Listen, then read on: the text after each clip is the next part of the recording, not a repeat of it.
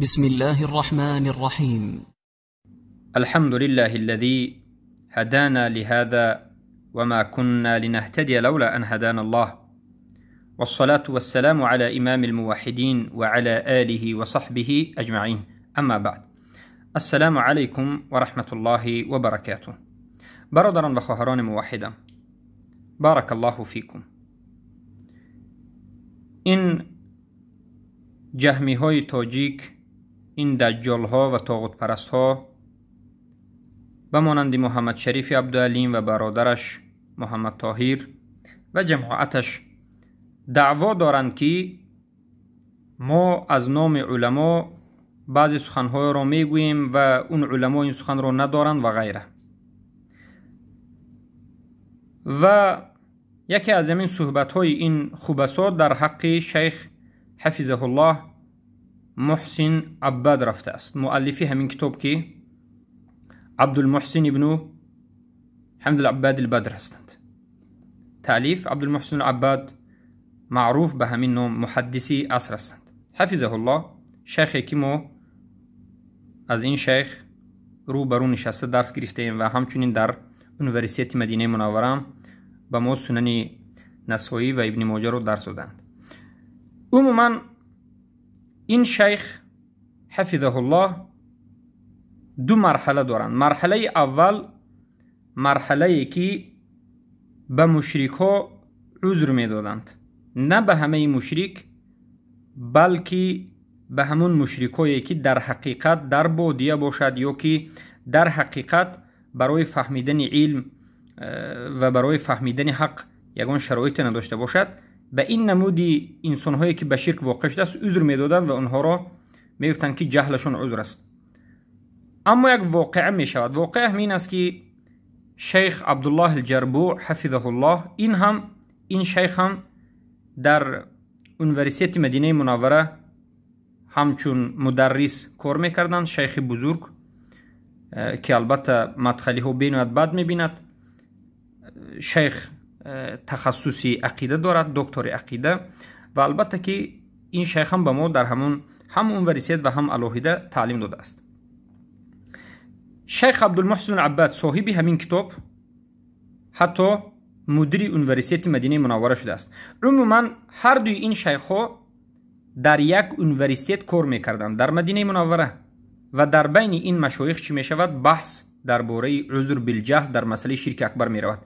خود شیخ عبدالله جربوع حفظه الله به ما نقل کرده بود که تقریبا 2 هفته بینشون بحث شد و در آخر شیخ محسن العباد از این قول که به مشرک عذر میدادند میگردند و انا من کتاب رو در آخر می نویسند: الایضاح و التبیین فی حکم الاستغاثة بالاموات والغائبین، ایضاح و بیان کردن در حکم استغاثه، طلبی کمک و فریاد کردن از مرده ها و غائب ها. حتی در مسجد نبوی در یکی از درس هایشون ما هم شده بودیم و حتی تسجیلش هم در یوتیوب هست، شما می توانید ببینید. به زبان روسی حتی نوشته هم هست که شیخ محسن عباد میگه که من پیشتر عذر میدادم لیکن از این قول گشتم و من مشرک ها را عذر نمیدهم میگه. پس عموما همین کتاب را شما طالب علمان اهل سنت یا کسانی که کمی از علم عربی خرد دارید ببینید، از گوگل اینها رو به خودتون تحمیل کنید. این مؤلفش است. کتاب هم اینقدر صفحه دور دراز ندارد، تقریبا 38 صفحه است. لیکن صفحه که به ما لازم است به این جهمی ها حقیقت امر رو میفهماند. والله اعلم صفحه 27 و 28 مش رو میبریم که به شما بگیم که شیخ محسن العباد بدر حفظه الله چی میگوید و این مدخلی ها در کدام دین هستند. بارک الله فیک.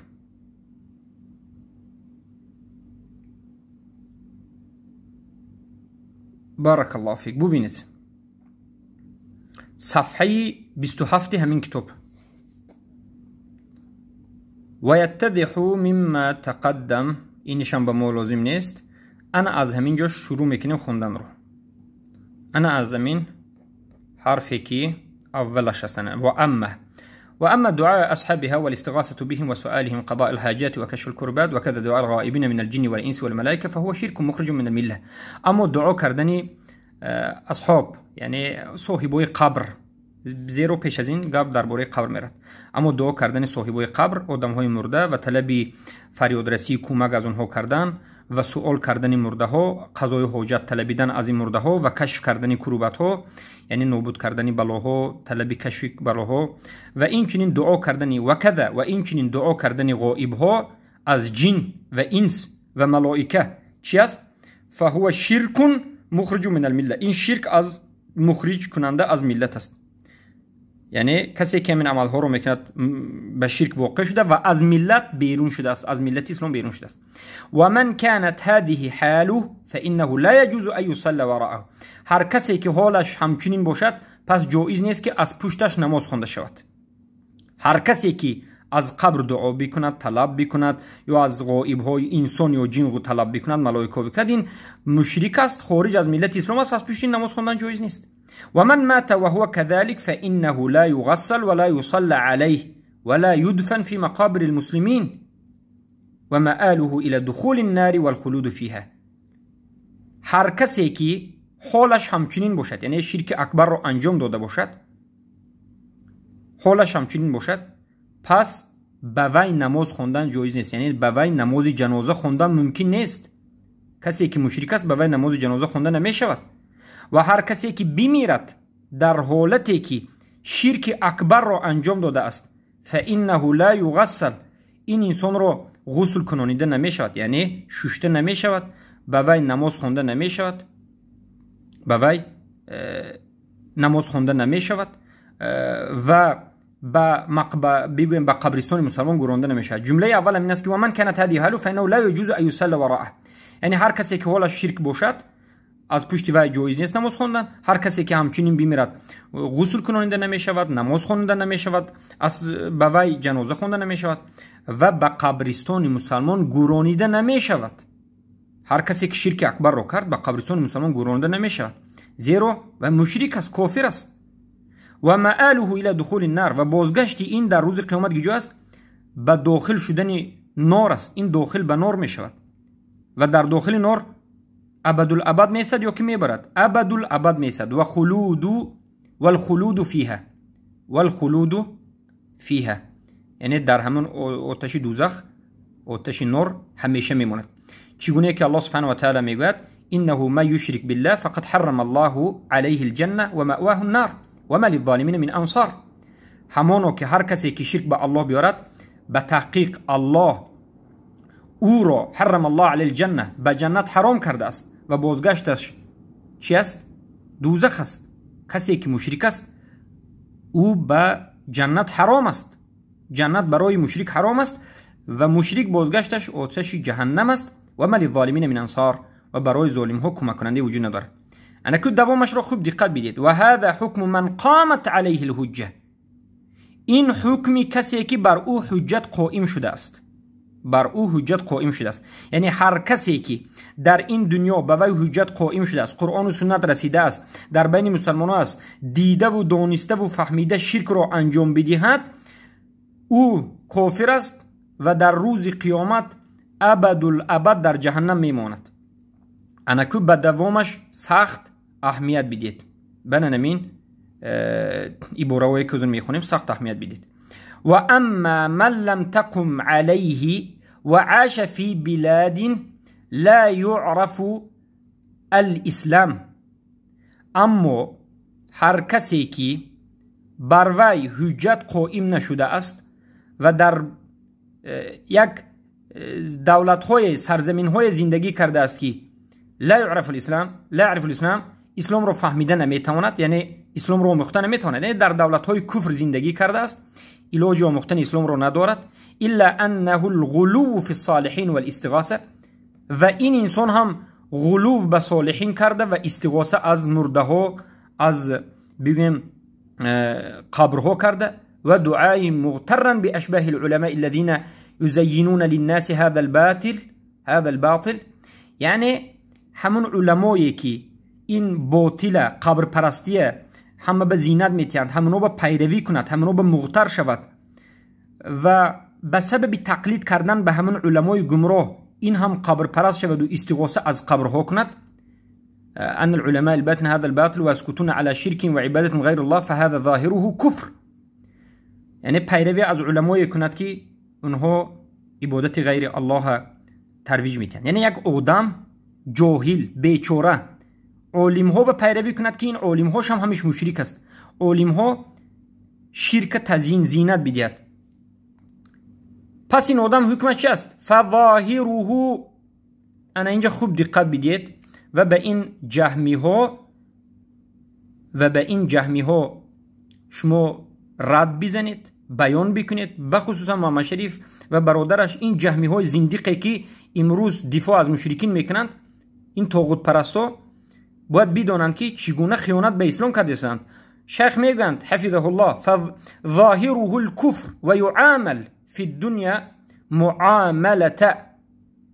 یعنی ظاهر این انسان که جاهل است، بیچاره است، هیچ چیز نفهمیده است، در این دنیا کفر است و در چی میکنیم؟ یعامل فی الدنیا، ظاهرش کفر است و در این دنیا معامله میکنیم، معامله چخلی من قامت علیه الحجه، گویا که به این حجت رسیده معامله میکنیم. چخل فلا یصلی وراءه، از پشت این انسانی که شرک انجام میتد از سبب جاهلی نماز نمیخونیم.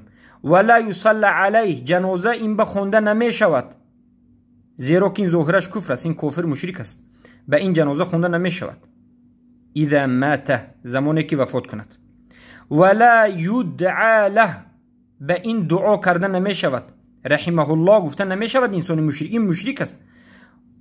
ولا یحج عنه، از نام این فرزنداش هم حج نمیکنند، زیرا که این مشرک است، این جاهل است لیکن مشرک است، ظاهرش کفر است.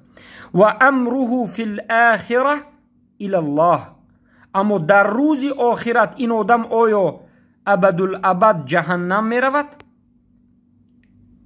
مثل که حجت قائم شده، ما قسم اول رو گفتیم، خود شیخ گفتن که هر کسی که در این دنیا حجت به او قائم شود، مرد بعد از مرگش خالدا مخلدن همیشه در آتش جهنم میماند. اما این آدمی که جاهل است، بیچاره، نفهمید، ندانست، شرک انجام داد، در این دنیا ظاهرش کفر است، معامله به کفار کرده میشد، این مشرک گفته میشد. مثل که به حجت رسید عمل میکنیم، نماز نمیخونیم در پشتش، به این نماز جنازه نمیخونیم، دعا نمیکنیم، به این حج کرده نمیشود. اما در روز قیامت فرقش همین است، امرش به الله است، لکونه، به خاطر چی؟ به خاطر چی در روز قیامت فقط امر این الله میداد؟ به خاطر اینکه لکونه من جنس اهل الفترات، زیرا که این از جنس اهل فتره است، از جنس اهل فترات است. الذين لم تبلغهم الرسالات وهم يمتحنون يوم القيامه. اهل فترات کیا هستند؟ کسایی که به حجت رسیدگی نه، یعنی کسایی که به حجت رسیدگی نه، در این دنیا شرک اکبر میکنند، در این دنیا ظاهرشون کفر است. ما اهل سنت ظاهر بمینگریم، ظاهر اسلام باشد اسلام، ظاهر کفر باشد کفر، مشرک است در شرک اکبر. و در روز قیامت، اما اگر در حقیقت در این دنیا جاهل باشد، در روز قیامت الله اینها چی میکند؟ به جنس اهل فترات همراه میکند. اهل فترات یعنی کافرهایی که به ویها اصلا دین نرسیده است، فرزندهای کافرها و مجنونها و بعضی از روایت‌های دیگر بعضی انسانها، و این چنین در این دنیا انسانهایی که خود را مسلمان میگوید لیکن در دنیا حکمش مشرک است، شرک اکبر را انجام داده. زیرا به اینها چی در روز قیامت امتحان کرده میشد. برای چی؟ برای اینکه لم تبلغهم الرسالات، برای اینها رساله رسیدگیش نیست. در این دنیا اینا به دین نرسید، حقیقت نرسید، در این دنیا اینا مشرک گفته میشد، لیکن روز قیامت اینها امتحان کرده میشن. و هم یمتحنون یوم القیامه، در روز قیامت اینها امتحان کرده میشن. و بعد الامتحان یمتحنون الى الجنه او الى النار، بعد از امتحان کار اینها نهایتش یا به سوی جنت یا به سوی نار است. یعنی از امتحان الله بگذرند اینها به جنت میرند، اگر از امتحان نگذرند به جهنم میرند. و قد اورد ابن كثير في تفسير لقول تعالى وما كنا معذبين حتى نبعث رسوله. ابن كثير در تفسیرش در زیر قول الله سبحانه و تعالی میگه که ما عذاب نمیدیم کسی را تا همون زمانی که به وی رسول نفرستیم. یعنی الله در روز قیامت آدمهای جاهلی که در این دنیا جاهل بود و شرک را انجام داد، در این دنیا مشرک گفته میشد، به وی نماز خونده نشد، دعا کرده نشد، اهل فترات بود، یعنی کافر مشرک گفته میشد. در روز قیامت اینها را به جهنم یک بار نمیپرتد تا اینکه به آنها حجت نرسد. جملة من الاحاديث في ذلك، يعني ابن كثير جملة حديث در زين وردن وقال ان احاديث هذا الباب منها ما هو سيء ومنها قد نص على ذلك غير من العلماء، ومنها ما هو حسن ومن هو ما هو ضعيف يكفي بالسيء والحسن. واذا كانت احاديث الباب الواحد متعدد على هذا النمط افادت الحجة عند الناظر فيها. واما من كان من الانس حاضرا او في حكم الحاضر این مسئله تمام. ببینید شیخ در صفحه 20 و 27 ان از همین جو و اما دعای اصحابه و الاستغاثه بهم 27 تا 28 مسئله به پایان رسید. بارک الله فیکم. انا همین است سخنی شیخ عبدالمحسن العباد، کتابی که در آخر نوشتند و این کتاب معروف است، من طالب علم بیارند ببینند و دیگر کتاب های شیخ ها را هم ان شاء الله همچنین بیان میکنیم. این بود حقیقت تلبیسی این جهمی های زندیق. الله خورشان بکند. بارک الله فیکم.